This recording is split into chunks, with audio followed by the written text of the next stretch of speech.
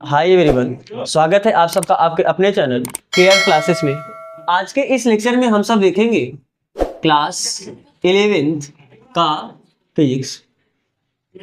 इसके जस्ट पहले वाले लेक्चर में हम सब क्या देखा है, जब कोई पार्टिकल किसी हॉरिजॉन्टल से थीटा एंगल पर अगर फेंका जाता है, मान लो यू वेलोसिटी से अगर फेंका जाता है, मान लो ये आपका पार्टिकल है, ये यू वेलोसिटी से अगर फेंका जाता है तो जब ये जाके ग्राउंड पे इस तरीके से आपका कहीं गिरता है तो आपको पता है इसका जो टाइम ऑफ फ्लाइट होता है, इस इनिशियल वेलोसिटी का जो एक्स घटक होता है इसको आप क्या बोलते हो, यू cos थीटा, और इनिशियल वेलोसिटी का जो वाई घटक होता है इसको आप क्या बोलते हो, यू sin थीटा। सतह वाला घटक cos होता है और जो दूर वाला घटक होता है आपका क्या होता है, sin होता है। तो टाइम ऑफ फ्लाइट का आपने फार्मूला देखा क्या, 2u sin थीटा अपान जी। अच्छा, क्या आप इसे ऐसे भी लिख सकते हो क्या, 2u sin थीटा को आप ui अपान जी, इस फार्मूला को ऐसे भी लिख सकते हो।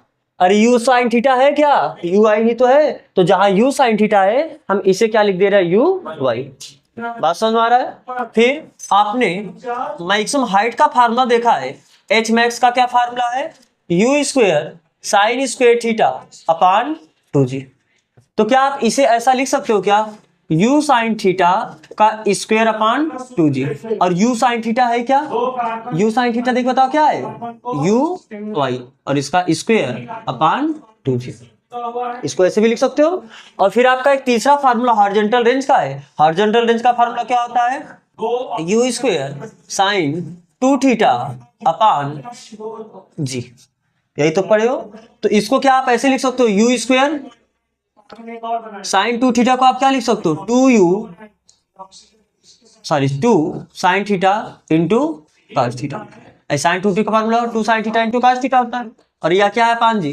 तो हम इसे ऐसा लिख रहे हैं, ध्यान से देखना, यहाँ पर दो को हम लेते हैं बाहर, u स्क्वायर एक साइन थीटा के साथ ले लेते हैं, और जो एक u बचा है इसको हम cos थीटा के साथ ले लेते हैं, u cos थीटा पान जी। तो क्या हम इसे ऐसा लिख दे, 2 u साइन थीटा है क्या, ui और u cos थीटा है क्या, ux का मतलब इनिशियल वेलोसिटी का x घटक, इनिशियल वेलोसिटी का y घटक, और ये क्या है, बस जी। तो आप इसे क्रम से भी ऐसे लिख सकते हो, 2ux uy अपान जी, ये किसका फार्मूला हुआ। तो एक चीज देख रहे हो, टाइम ऑफ फ्लाइट के फार्मूला में और मैक्सिमम हाइट का फार्मूला देखो, क्या जो टाइम ऑफ फ्लाइट है और मैक्सिमम हाइट है वह दो बात पे निर्भर कर रहा है, एक इनिशियल वेलोसिटी का y घटक यानी ui पे, और एक अपान जी यानी g पर। तो g का तो मान बदलता नहीं है, अरे बोलो, g का मान नहीं बदलता है ना, तो ui अलग अलग केस में अलग अलग होगा। तो अगर किसी पार्टिकल को आपने, कोई एक पार्टिकल है, एक पार्टिकल को आपने इधर फेंका और एक पार्टिकल को आपने इधर फेंक दिया, उतना वेलोसिटी वही है और एंगल भी वही है, ठीक।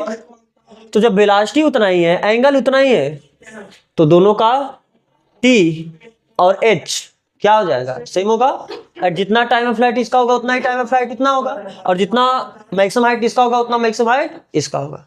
क्यों, क्योंकि जो टाइम ऑफ फ्लाइट है वह केवल किस पे डिपेंड कर रहा है, ui पे। अगर ui सेम हो गया, और जब u और थीटा सेम हुआ, तो दोनों का ui भी तो सेम हो जाएगा। तो और जैसे ui सेम हुआ वैसे आपका टाइम ऑफ फ्लाइट और h मैक्स और हॉरिजॉन्टल रेंज, ये तीनों क्या हो जाएगा, सेम हो जाएगा।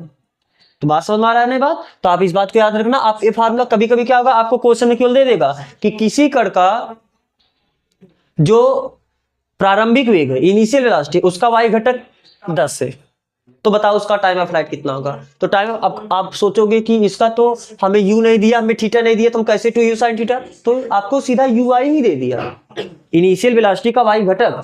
और ui का मतलब क्या है, इनिशियल वेलोसिटी प्रारंभिक वेग का y घटक। अगर आपको कभी प्रारंभिक वेग का y घटक दिया है तो आप ये फार्मूला डायरेक्ट लगा सकते हो, 2ui sin थीटा अपान। बात समझ आ रहा है ना। चलो, तो अब हम आपको जो ये तीनों फार्मूला मिला है, इन तीनों फार्मूला का प्रयोग करके हम देखेंगे कि कब मैक्सिमम हाइट सबसे ज्यादा होगा, और कब टाइम ऑफ फ्लाइट सबसे ज्यादा होगा, और कब हॉरिजॉन्टल रेंज सबसे ज्यादा होगा। जैसे आपको पता है ना कि जब नीरज चोपड़ा ने थ्रो फेंका था, उनका थ्रो लगभग सबसे मैक्सिमम गया था। उनका थ्रो मैक्सिमम कब गया होगा? तो क्या वो रेंज बहुत ज्यादा था उनका? कितना दूरी गए, यही तो रेंज होता है। आपने जब किसी पार्टिकल फेंका तो कितना दूरी एक्स एक्सिस में आगे जाके गिरा, यही तो हॉरिजॉन्टल रेंज होता है ना। तो उनका रेंज सबसे ज्यादा रहा होगा। तो उनका रेंज कब ज्यादा होगा हम बात करते हैं इस पे। आप हेडिंग लगा सकते हो क्या? हॉरिजॉन्टल रेंज की मैक्सिमम होने के लिए स्थिति, यानी क्षैतिज परास। क्षैतिज परास इसको हम क्या बोलेंगे? आर बोल सकते हैं। आर क्षैतिज परास यानी आर के अधिकतम होने की स्थिति। अधिकतम होने की स्थिति क्या है? ध्यान से देखना। आपको हॉरिजॉन्टल रेंज जो मिला है आर, ये क्या मिला है? इसका formula u square sine 2 theta upon g, यही मिला है। आर मैक्स कब होगा? आर मैक्सिमम होने के लिए क्या होगा? साइन 2 थीटा मैक्सिमम होना चाहिए। बोलो, ये मैक्सिमम कब होगा? जब ये पूरा वैल्यू मैक्सिमम होगा। यू तो जितने भी थ्रोवर रहे होंगे उसमें सब क्या कर रहा होगा? वेलोसिटी सेम दे सकता है। या मान लो कि चलो यू कांस्टेंट, किसी एक केस के लिए यू कांस्टेंट है, हमने हर केस में पार्टिकल को 20 से ही फेंक रहे हैं। अगर 20 से 10 के एंगल फेंके हम, तब देख रहे हैं उसका कितना दूर जाके गिरेगा। 20 की स्पीड से एंगल बढ़ा के 20 के एंगल फेंक रहे हैं, तब देख रहे हैं कितना दूरी जाके गिरेगा। वेलोसिटी उतना ही रख रहे हैं, बस एंगल को बढ़ाते बढ़ाते बढ़ा घटा रहे हैं। तो हमको देखना कि किस एंगल पर कितना एंगल रखे कि ताकि उसका हॉरिजॉन्टल रेंज क्या आ जाए, सबसे मैक्सिमम आ जाए। ये हमको करना है। तो यानी आर मैक्सिमम कब होगा? जब ये पूरा एंगल वाला टर्म यानी साइन 2 थीटा मैक्सिमम हो। तो आर मैक्सिमम होने के लिए क्या होना पड़ेगा? साइन 2 थीटा ये मैक्सिमम होना चाहिए, यानी अधिकतम होना चाहिए। और साइन 2 थीटा का वैल्यू, साइन का वैल्यू मैक्सिमम कब होता है?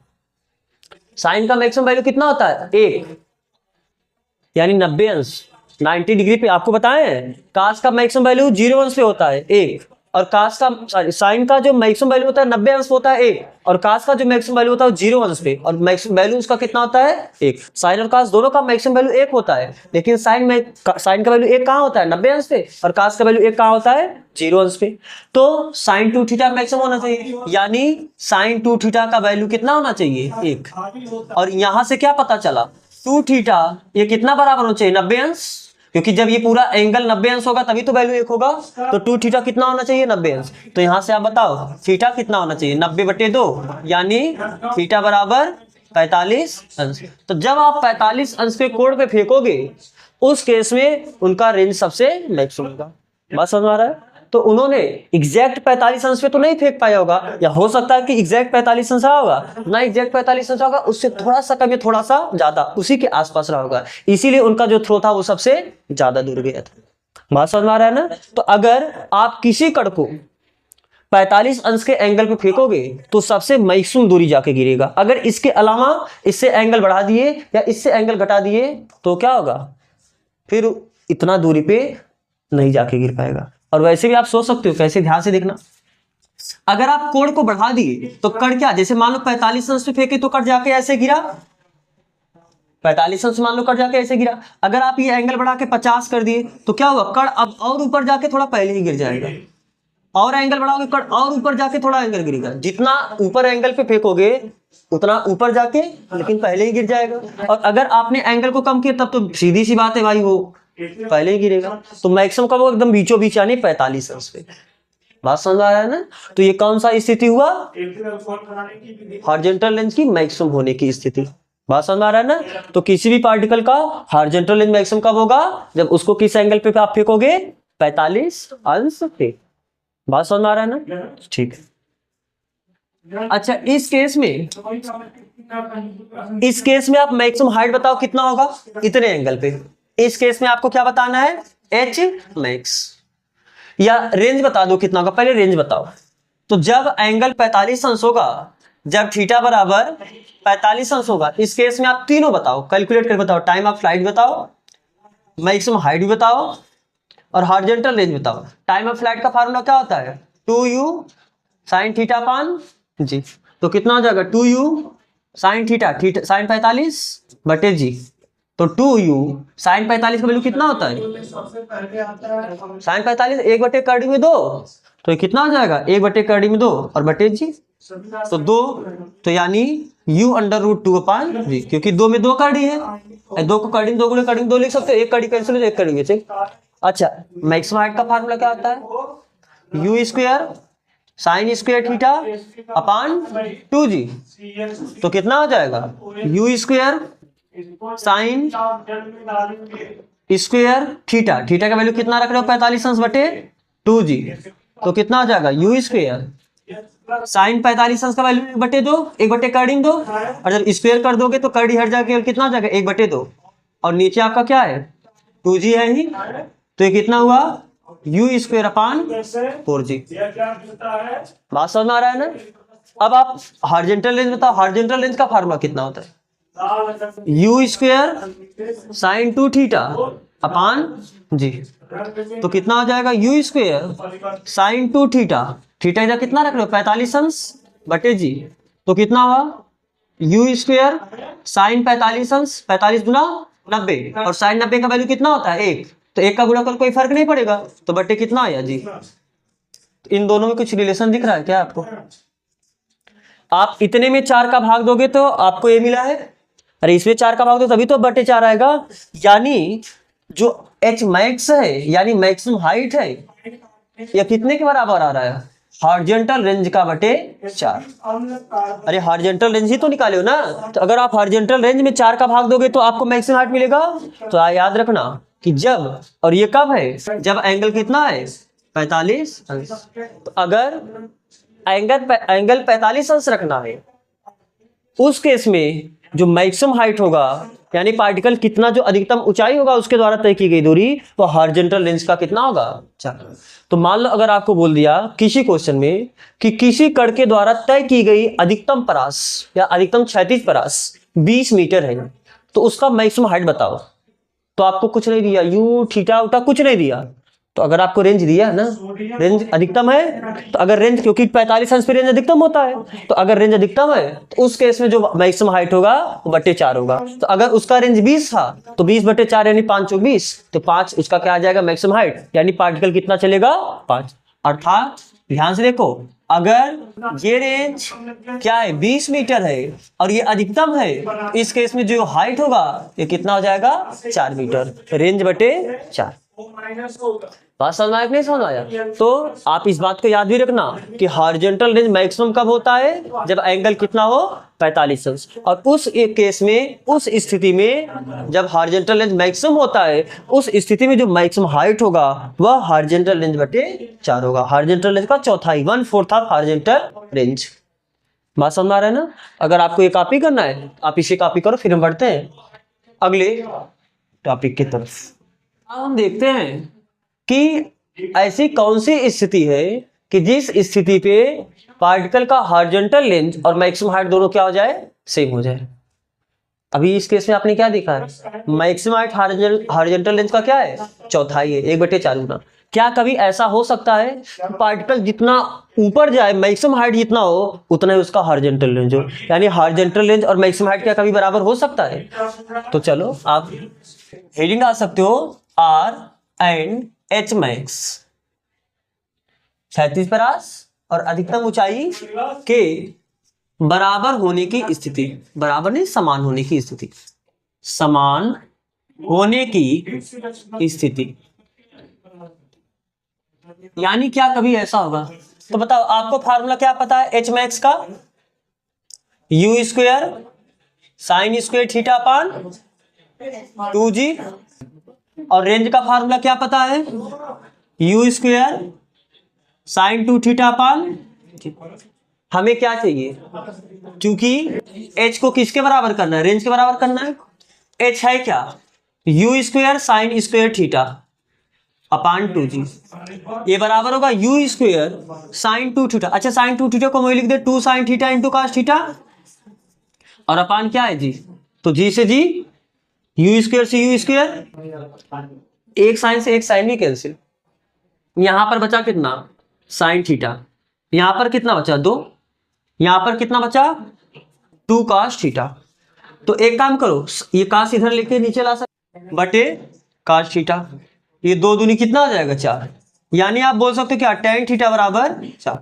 तो यहां से थीटा बराबर क्या बोल सकते हो, tan इनवर्स, tan इनवर्स जाके tan इनवर्स हो जाएगा ना, तो tan इनवर्स यानी ऐसा एंगल जिस एंगल पे tan का वैल्यू 4 हो जाए उस एंगल पे आप अभी ऐसा वैल्यू जानते हो, क्योंकि आपको 30, 0 अंश, 30 अंश, 45 अंश, 60 अंश और 90 अंश, इन्हीं 5-6 एंगल पे आपको वैल्यूज पता है। तो ऐसा एंगल जिस एंगल पे tan वैल्यू 4 हो जाए उस एंगल पे दोनों बराबर हो जाएगा। तो यानी अगर आपसे कोई कभी पूछे कि क्या हॉरिजॉन्टल रेंज और मैक्सिमम हाइट कभी बराबर हो सकता है, यानी पार्टिकल जितना दूरी आगे चला है उतना दूरी ऊपर जाए, ऐसा हो सकता है? बिल्कुल हो सकता है। कब हो सकता है? ऐसा एंगल बता दो जिस एंगल पे tan वैल्यू कितना हो जाए 4 के बराबर। बात समझ में आ रहा है? यानी थीटा बराबर tan इनवर्स 4 पर इतने एंगल पर हॉरिजॉन्टल रेंज और मैक्सिमम हाइट क्या हो जाएगा, दोनों बराबर हो जाएगा। तो अभी आपने क्या देखा, 2 स्थिति देखा, हॉरिजॉन्टल रेंज का मैक्सिमम होने का और हॉरिजॉन्टल रेंज और मैक्सिमम हाइट के बराबर होने का। तो अब आप हेडिंग डालो कॉम्प्लीमेंट्री एंगल प्रोजेक्शन, यानी पूरक कोणों पर प्रक्षेप।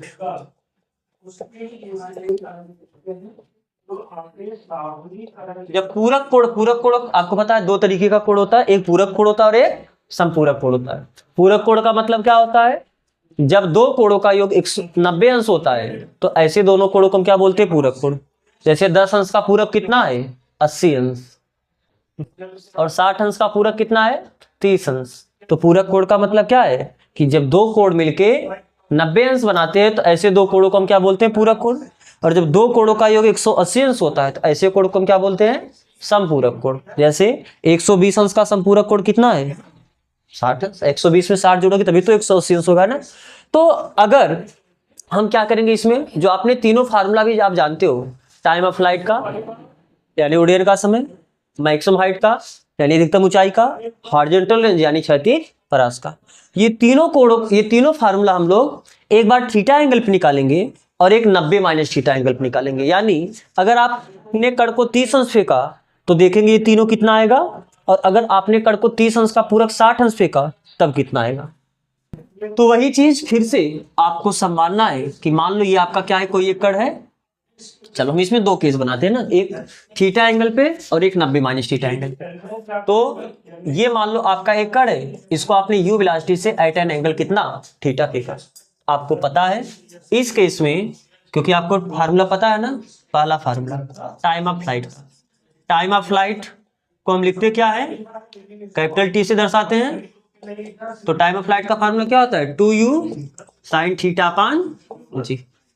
ठीक, फिर अब इसी के साथ आप देखते चलो, अगर हम इसी कण को उतने ही वेलोसिटी से फेंके लेकिन बस इसके पूरक कोण पर, पूरक कोण यानी 90 माइनस थीटा, यानी अगर यहाँ पर 30 फेंके तो यहाँ पर हम 60 पे देख रहे हैं, यहाँ पर हम 10 अंश फेंके तो यहाँ पर हम 80 अंश पे देख रहे हैं, यहाँ पर अगर हम 20 अंश फेंके तो यहाँ पर हम 70 अंश पे फेंकेंगे। बात समझ आ रहा है ना। तो आप यहाँ पर जितने एंगल फेंक रहे हैं उसके पूरक कोण यानी 90 माइनस उतने एंगल पे।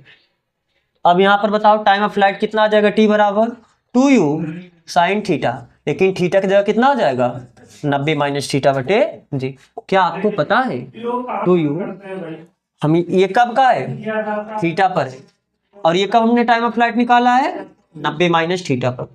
तो 2u sin 90 minus theta cos theta ही होता है। आपने क्लास 10 में पढ़ा है, तो क्लास 10 में आपने पढ़ा है, और क्लास 10 में नहीं तो यहाँ पर आपको फिर से क्लास 11 में मैथ में ही तो आपने पढ़ा, जब त्रिकोणमिति आपने पढ़ा है, और यहाँ तक जब फिजिक्स पढ़ा है तो आपने बेसिक मैथ में भी पढ़ा है। तो साइन 90 माइनस थीटा कितना होता है, काश थीटा। 90 पे बदल जाता है ना, साइन किस में बदल जाएगा, काश में। और जब 90 माइनस थीटा करोगे पहले चतुर्थांश में सब प्लस होता है, तो यानी साइन 90 माइनस थीटा कितना हो जाएगा, काश थीटा, और बटे कितना। तो बात समझ में आ रहा है ये। अच्छा, फिर अब दूसरा फार्मूला आपने किसका देखा है, मैक्सिमम हाइट का, maximum height.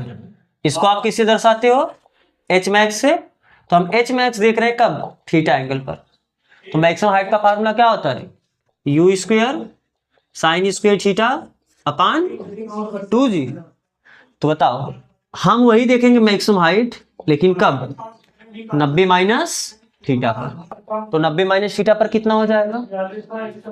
2 you square sine square theta. Theta यानी थीटा की जगह का कितना लोगे आप? 90 माइनस थीटा बटे 2g। तो कितना हो जाएगा ये? You square sign 90 minus theta होता कितना है? cos theta. और स्क्वायर करना है, स्क्वायर करो कितना आ जाएगा? cos square theta upon 2g। Clear है? आप लास्ट फार्मूला हॉरिजॉन्टल रेंज का देखो। हॉरिजॉन्टल रेंज यानी आर से क्यों रिलेट करते हैं? तो हम हॉरिजॉन्टल रेंज देखेंगे at an angle theta, theta कोण पर।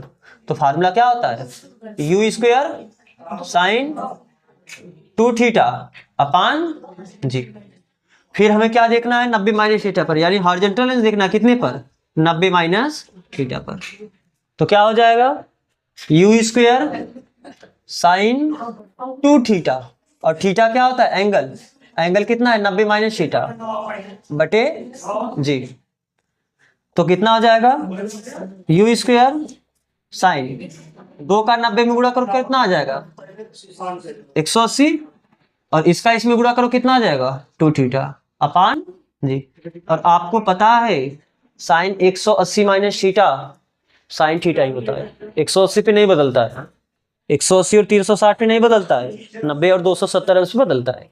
तो यहाँ पर अगर 180 है तो 180 पे नहीं बदलेगा, और 180 माइनस थीटा करोगे दूसरे चतुर्थांश में जाएगा, और दूसरे चतुर्थांश में साइन प्लस होता है, यानी साइन 2 थीटा ही रह जाएगा। ये साइन का साइन ही रहेगा और प्लस रह जाएगा, और 2 थीटा तो यहाँ पर 2 थीटा ही आएगा अपान जी।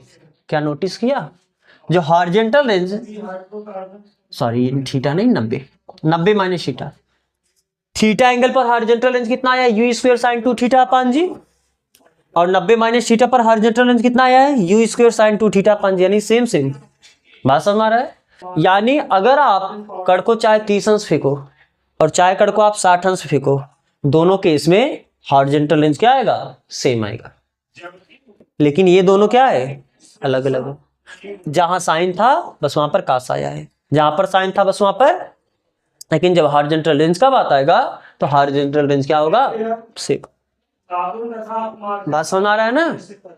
तो आपको पहले कॉपी करना था, आप इसे कॉपी करो। आज यहाँ तक बस करते हैं। यहाँ तक जुड़ने के लिए आप सबका बहुत बहुत धन्यवाद।